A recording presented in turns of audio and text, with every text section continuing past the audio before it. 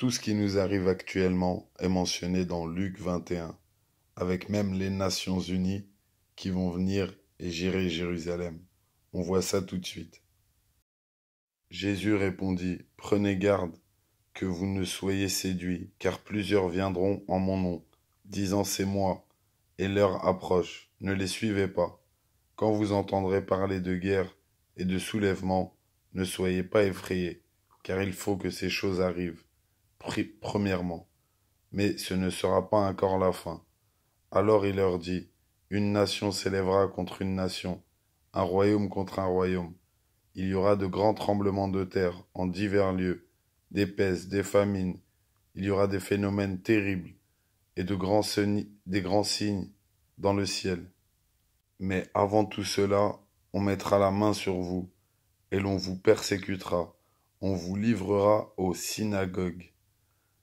On vous jettera en prison. On vous mènera devant des rois, devant des gouverneurs, à cause de mon nom. Cela vous arrivera pour que vous serviez de témoignage.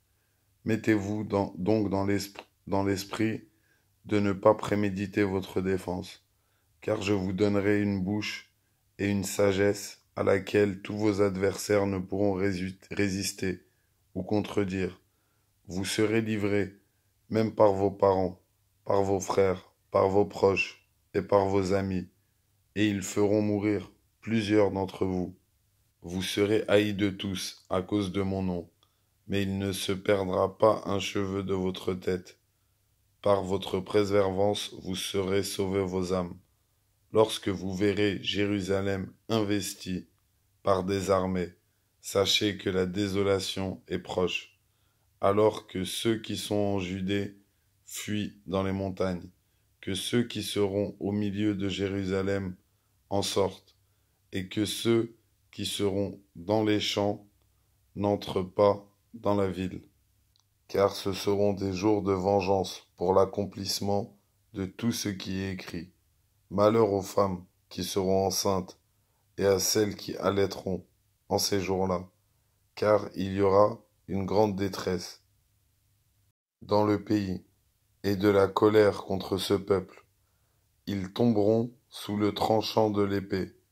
Ils seront emmenés captifs parmi toutes les nations, et Jérusalem sera foulée aux pieds par les nations, jusqu'à ce que les temps des nations soient accomplis.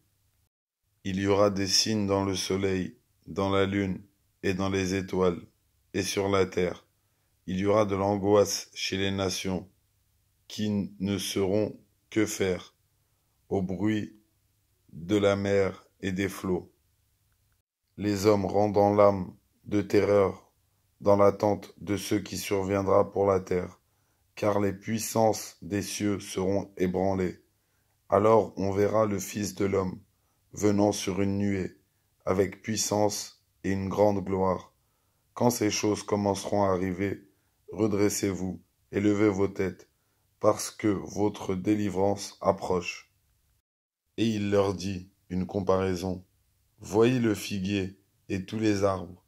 Dès qu'ils ont poussé, bourgeonné, vous connaissez de vous-même en regardant que déjà l'été est proche.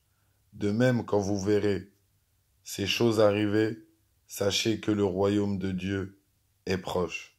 Ceci est pour ceux qui disent que personne ne connaît la date, l'heure de la fin des temps. Mais Dieu nous a donné des signes, comme en ce figuier.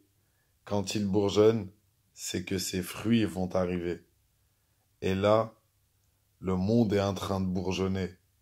Donc les fruits vont bientôt arriver. Maintenant, dans Matthieu, lorsque le Fils de l'homme viendra dans sa gloire, avec tous les anges, il s'assiera sur le trône de sa gloire. Toutes les nations seront assemblées devant lui.